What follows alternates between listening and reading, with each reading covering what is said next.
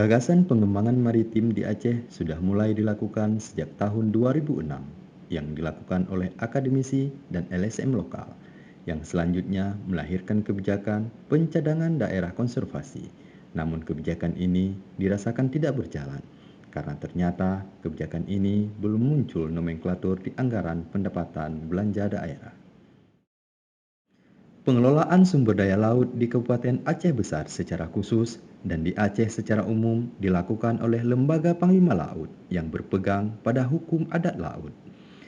Struktur kelembagaan ini mulai dari provinsi sampai kampung dan dirasakan masih sangat efektif dalam menjalankan hukum adat laut. Pengetahuan lokal seperti ini saat ini sedang terus didokumentasikan agar tidak hilang. Upaya ini dilakukan oleh universitas dan LSM serta kelembagaan Panglima Laut itu sendiri. Untuk persoalan pendangkalan muara Lambadalu, salah satu upaya yang bisa dilakukan yaitu melakukan advokasi kebijakan. Untuk mendukung agenda tersebut, dalam proses penelitian ini, tim Praksis Aceh telah berhasil memfasilitasi dan mendorong terbentuknya dua wadah, yaitu Konsorsium Mitra Bahari dan Panitia Percepatan Pembangunan. Meskipun berbeda, tetapi dua konsorsium ini memiliki hubungan langsung karena keterlibatan personalia yang sama dalam dua konsorsium tersebut. Perkumpulan Praksis ini sebenarnya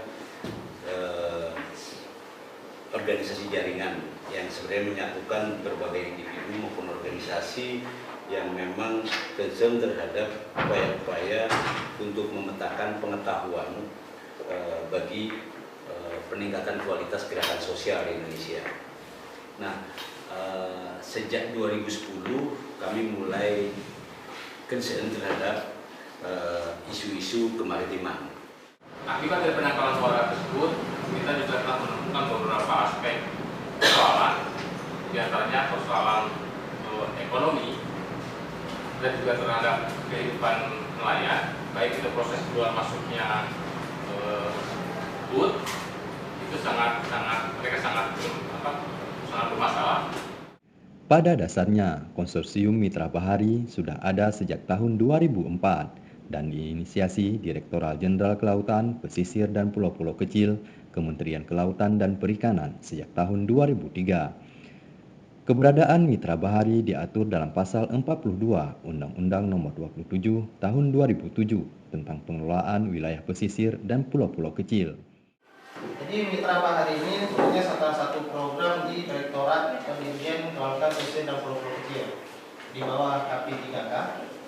Dan Mitra Bahari ini juga sudah merupakan amanat Undang-Undang Nomor 27 Tahun 2007.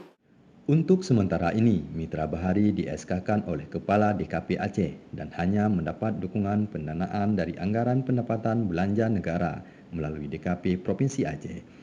Namun dana tersebut hanya sebesar 48 juta per tahun. Dengan terbatasnya anggaran, KMB nyaris tidak aktif karena tidak ada aktivitas yang bisa dilakukan, apalagi yang berdampak pada perubahan kebijakan terhadap maritim di Aceh.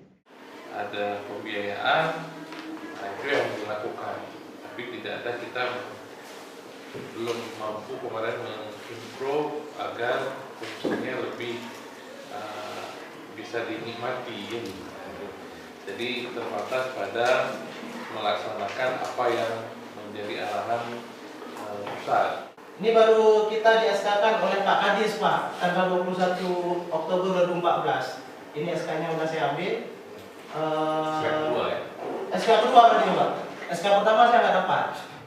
Seiring dengan rencana Praksis untuk membuat konsorsium, KMB menjadi modal awal untuk direvitalisasi dalam rangka mendukung perubahan kebijakan terhadap maritim di Aceh. Oleh karenanya, Praksis memfasilitasi penguatan konsorsium ini. Upaya yang dilakukan adalah dengan menghubungi dan mengumpulkan kembali pengurus KMB serta beberapa pihak yang memiliki kepedulian terhadap isu maritim, terutama dari kalangan tokoh masyarakat atau Panglima Laut, perguruan tinggi, dan NGO.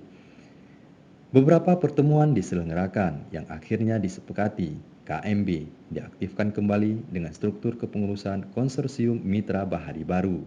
Pak Ketua, Pak Ajuan dari Unaya, mewakili dari akademisi, sekretaris saya dari LSM, mewakili LSM yang bermain di Presiden Daun Aceh. Anggota ada Pak Aliman, Pak Aliman hadir dari DKP Aceh, ada Nazaruddin dari DKP Aceh, Pak Faisal dari Unaya, beliau tadi sudah telepon kita tidak bisa hadir karena tadi pagi berangkat ke Malaysia.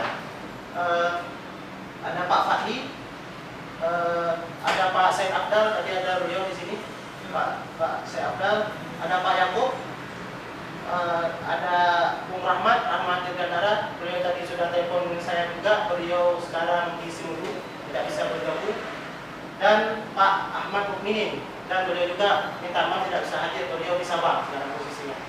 Jadi ini personal yang sudah di SK-kan oleh Pak Kadis pada tahun yang kemarin. Jadi di sini baru ada akademisi dan akademisi pemerintah dan LSM, baru 3 unsur yang ada di SK Pak Kadis. Jadi kemarin Pak Diwar menginstruksikan ke saya, tolong identifikasi, inventarisasi semua, tolong libatkan dari stakeholder lain.